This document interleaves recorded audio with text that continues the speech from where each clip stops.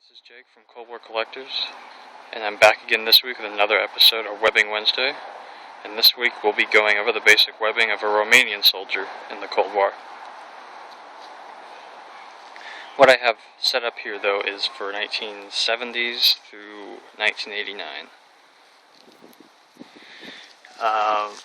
First of all, I don't have the e-tool or a rucksack yet. The only e-tool I could find is very expensive and not ready to pay that money yet for it.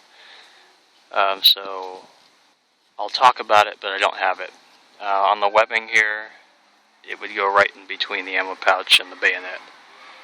It would have a leather case that would have like a skeleton kind of frame on it so you could see through to the e-tool, and it was a folding shovel. That would be used in the 80s. In the 60s, you would see a non-folding long-handled shovel. Now, the basic Romanian webbing was, in all, pretty basic. You have your web belt, which is actually a one-size-fits-all belt. I have it. I'm pretty small, so I have it adjusted pretty small. But it could be even smaller. It can go down quite a ways. Let's see if we can flip it over here. So yeah, there's all your adjustments. I can still go another 2 notches. It's cool because they didn't have to make different sizes, I suppose, but it's also kind of problematic when trying to wear this, because I have to have this loop going around in the ring, so it's like I'm wearing 2 belts almost, and it kind of gets in the way. There's a certain way you got to put it on, and it's kind of annoying, but you know, whatever, as long as it fits.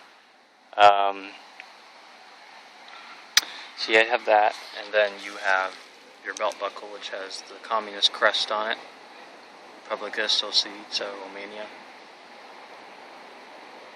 in gold, or brass rather.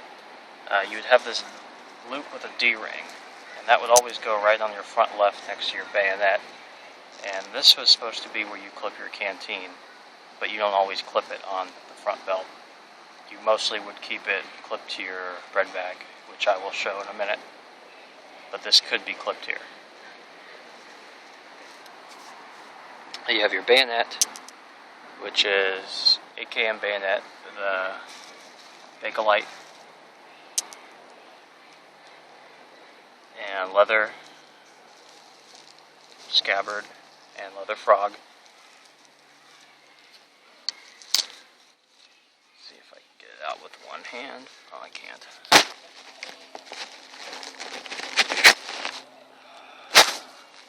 So there's your bayonet. This one is all matching 60s dated, but they use this exact type all the way through the late 80s. There was a couple other types as well to be made out of like a green canvas, and then in the mid-80s they started making them out of green, what's that? It's really cheap fabric. Anyways, I can't think of it right now. They make it out of a even cheaper fabric. Nylon, that's what it is. They make it out of a really crappy nylon, but that wasn't seen very often. This was the most widespread use, is the old school leather one. And so this is, even though it's all 60s matching numbers and dated, it's still completely correct.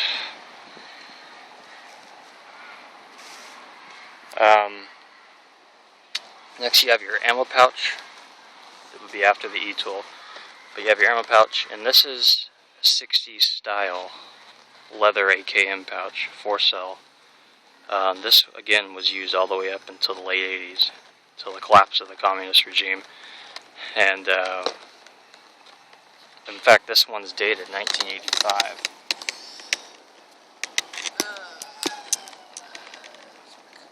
It's a bit of a stretch. So yeah, these were used just like the bayonets all the way through the late 80s, even though it's a really old style.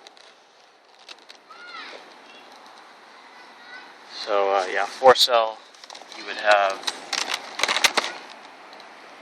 I haven't really stretched it out, so I don't have any 8K mags. I only have the one airsoft mag. Get it out. Yeah, got it.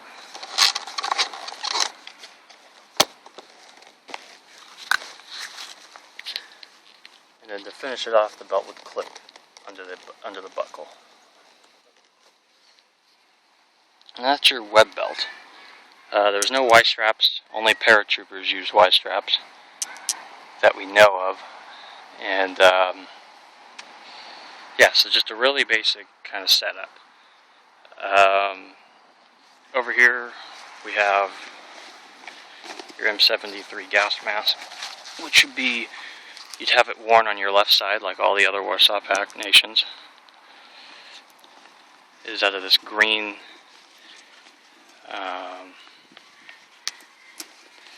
green canvas, rubberized canvas.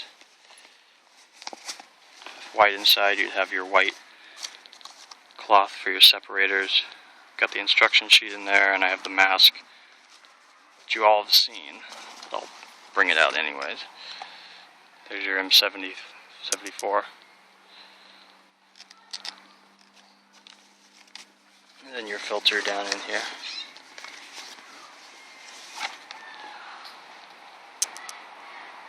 Which is 1980 dated.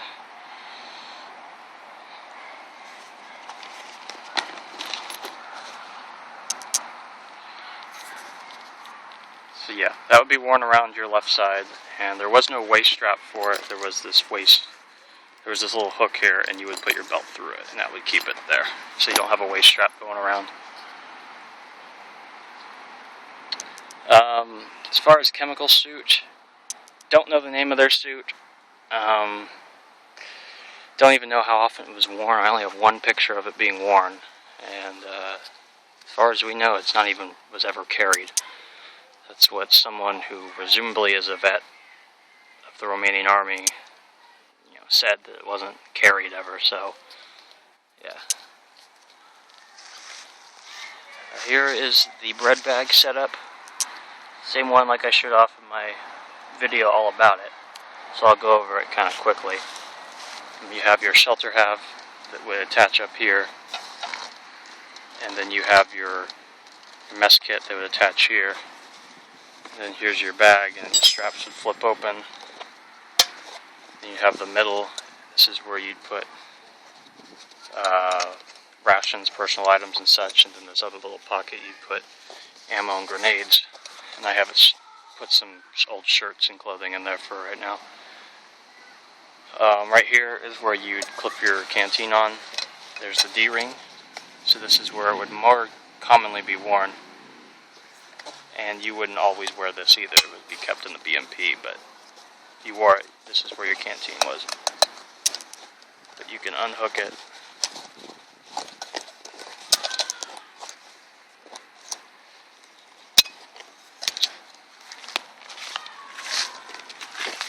And then come over here and hook it if you needed to.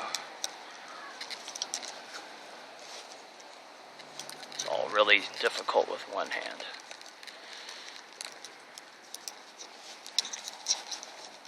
Whatever. You hook it there. But that wasn't very commonly done again. So yeah, that's your bread bag, and you'd wear that over your left shoulder, and it would hang down on your right butt cheek, about kind of covering your e-tool. And there's no waist strap on this again, so for as far as load bearing, it wouldn't be very comfortable after a while, but still kind of a cool setup. It's kind of like their World War II style. Then I have my helmet out here, and I have it out here because it does have something to do with the webbing.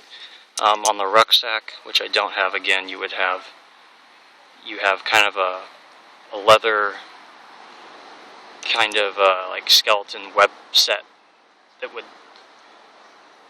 be on the back of the rucksack. And what you do is there's a leather piece, and you'd stick the brim of the helmet in that, and then it would sit on the back of your backpack like that, and then you would put it in the the webbing straps, and then there would be a leather strap that came over the top and would slip through this little slit back here and then buckle down.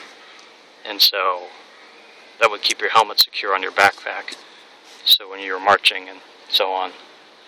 But the rucksack was never ever worn. It was always kept in the BMP or something. Soldiers did complain about this, though, because, you know, there's being the slit, if it rained, rain would just go down here and it would go right down the back of your neck and down your back and make you cold. So soldiers would take their overcoats and put the collars up, and it would go under it, so the rain would come down the back. Kind of interesting. Well, alright. That was a overview of the basic Romanian web set. Tune in next week for another episode of Webbing Wednesday. If you like our content, subscribe to ColdWarCollectors. Appreciate the likes and comments. If you have anything, ask. Like the video if you like it, it helps. And again, we have a Facebook, and you can like us there, and we share photos and so on. Alright, thank you.